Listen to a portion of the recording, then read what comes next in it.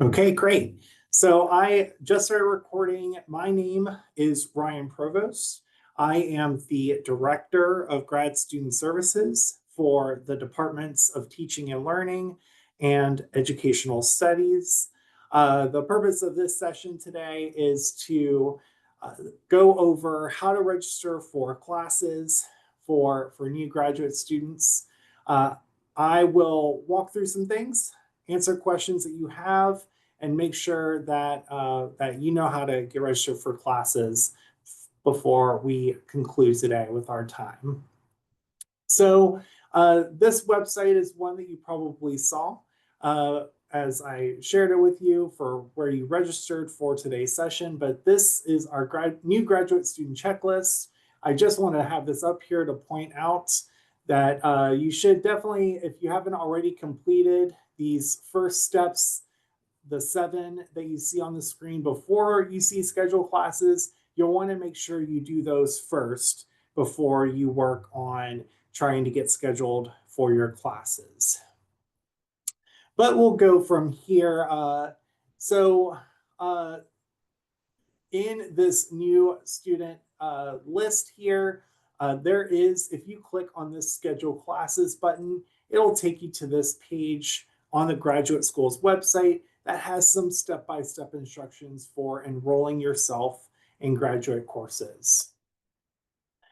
If you click on this site about more information for scheduling courses, it'll take you to a page on another page on our site that has even more information about getting registered. The first thing I definitely want to point out is our financial responsibility statement. Before you can register for classes, each semester while you're a student at Ohio State, you have to complete the financial responsibility statement. So once your window opens for course registration, a hold will be put onto your account that will prevent you from registering for classes until you complete that financial responsibility statement.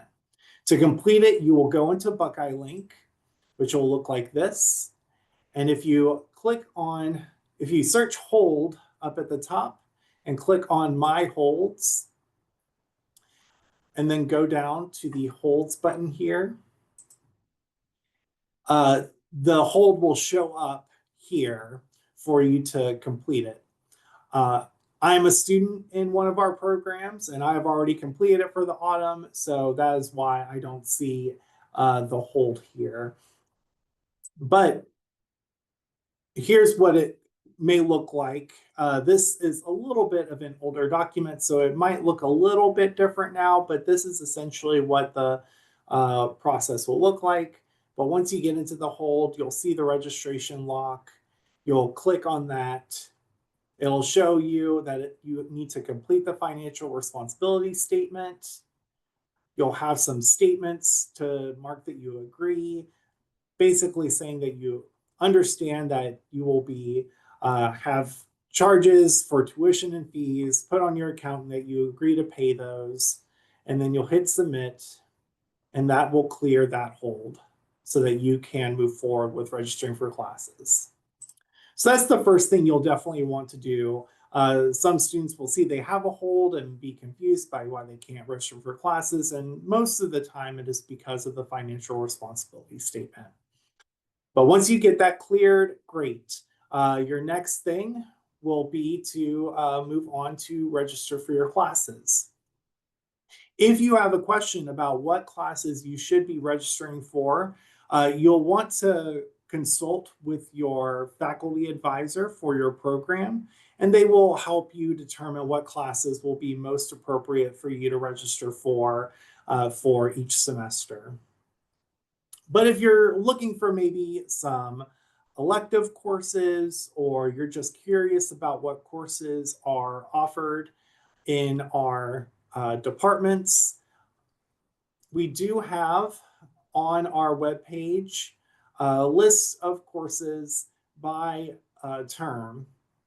And usually the courses for the following term, so the spring course list will be available in the middle of the autumn semester, shortly before or right at when the registration window will open for the spring semester.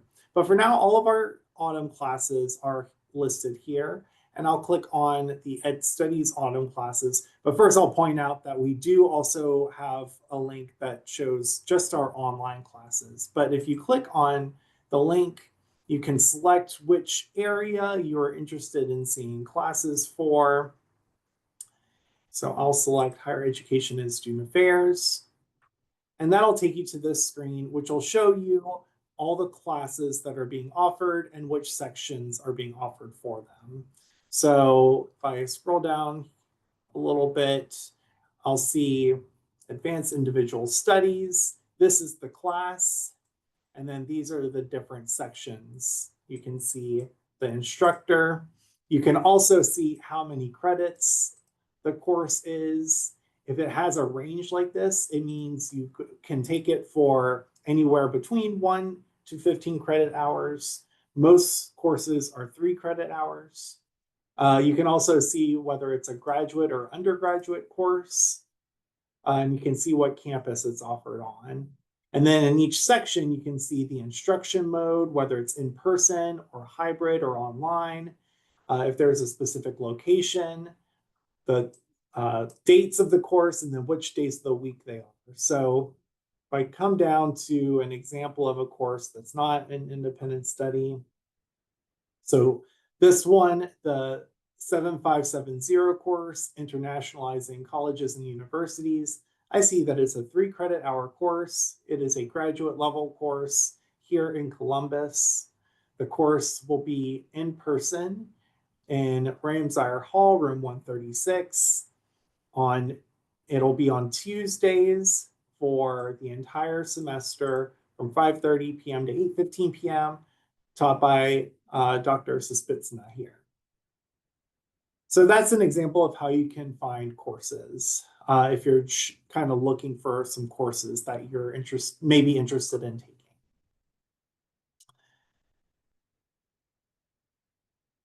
So once you determine what courses you would like to take, you can log into your Buckeye link, and here under Learning, you will see Add a Class. You'll click on that Add a Class, and you'll see what semesters are available for you to register for classes. So we'll select autumn, and we'll continue. Once you've selected which classes you'd like to take, so I'm already registered for the fall, and my courses that I've registered for are visible here under the My Autumn 2025 semester class schedule. Well, let's say I want to add another course. There's 2 ways I can do it. So if when I was searching for courses, I wanted to add that Internationalizing Colleges and Universities course, I can come down here to the class number that is found in the individual section. So this one is 37423. I can copy that class number, and I can add that here and click enter. You can see that class pulls up. I can verify if everything looks good. It is a graduate course, 3 credit hours. I see when it is offered and where, the instructor, and the start and end date.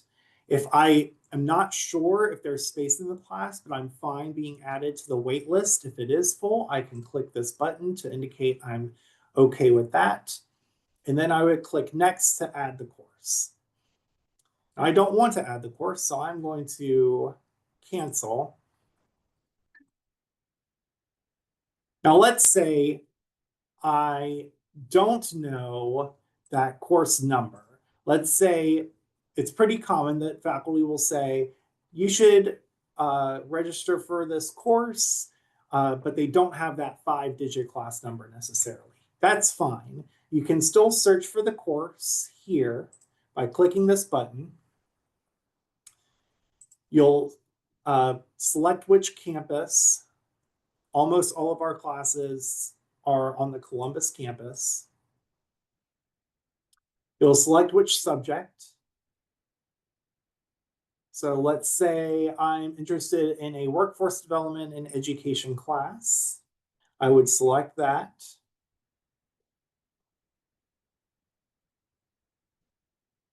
I'm just picking a course at random. And then if you look under course career, all of our courses, you would want to select the graduate level. I'll leave this box checked for showing open classes only, and I'll search. And now I can see this class that is available. Based on that, I can select it and move on. Now, if I don't select that graduate and I click search, I see two different sections here. So I did select this class specifically because one of these courses is undergraduate, as you can see, and I wouldn't want to register for that course because that course is for undergraduate credit. Even though it's the same course, if I register for this, it's specifically for an undergraduate section of the course, but I want to register for a graduate section, so I'm not going to register for that one. So you'll always want to make sure to register only for the graduate level sections of courses, because some may have more than one section. So once you get registered for your courses, the next thing you'll want to do is just be mindful of our academic calendar.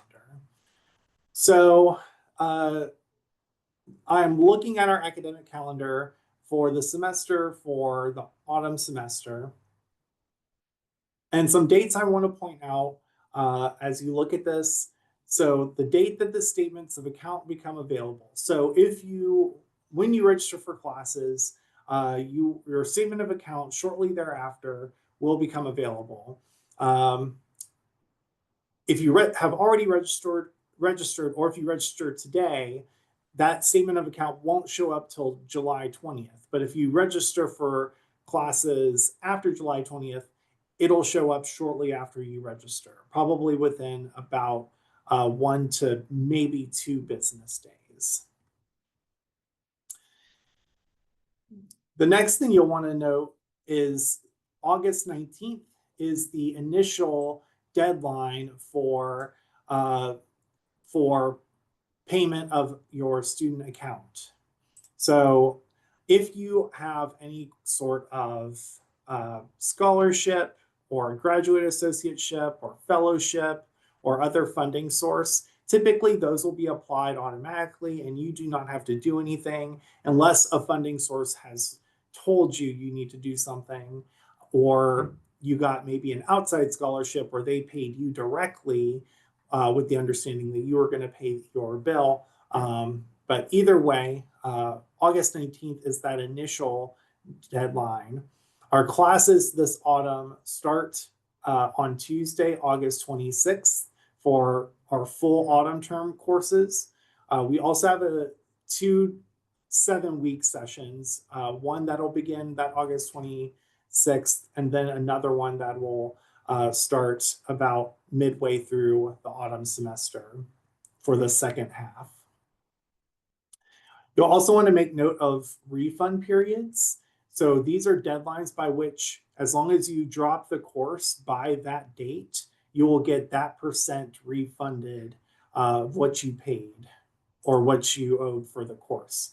So if you drop a course by August 29th, just the first Friday or second Friday, or no, first Friday, I'm sorry, you will get 100% refund on any on your statement of account. If you drop your class by Friday, September 5th, you will get a 50% refund. Sorry, that's for 7-week session one. You always want to make sure you're looking at what session you're looking at. If you drop it by September 5th, you get a 75% refund for all the autumn full term courses. And then the 50% is later. But you'll just want to make note of that in case you have to drop any courses or you decide that you no longer want to take courses, that those fees are applicable. If you don't register, if you register for an autumn full term or 7-week session 1 course, if you register for your first course on Saturday, September 6th or later, you will be assessed a late registration fee of $500. And then each course you add, you will also get a $100 late course add fee added. So you want to register for your courses in a timely manner and get registered as soon as possible so that you can avoid getting any of these late fees for registering late. There are some courses that may require faculty approval for you to register. If you experience any of those or find any of those courses, the best thing to do is to come to this register for classes page on our webpage under register for classes. This is only for classes that you cannot register yourself for. So when you go to register, the course will say it needs faculty permission. And if it does, this is how you get the faculty permission. You would go to this form, go.osu.edu/TLES-grad-registration. And then you would just fill out this form with all of the information asked about the course. You'll put the email address of the faculty member teaching the course, and by submitting this form, it'll prompt the instructor to give permission for you to be enrolled in the course. Again, you should not fill this form out for courses that you can register yourself for. Only fill this out if there are courses that require faculty permission. There are not a lot of those in our departments, but there are some. Typically, things like an independent studies course, and then potentially some other courses that have extra layers of requirements for faculty approval. So that covers pretty much everything about getting registered for classes. At this point, I am going to open it up for any questions that any of you have about getting registered for classes. Before I do, though, I will say if there's any question that you want to keep private, that you don't want shared in the recording, please wait until I stop recording, and then I'll ask for questions one more time. But if there are questions that you feel comfortable asking in front of everyone, you can either put them in the chat or unmute yourself and ask them, and I'll be happy to answer those at this time.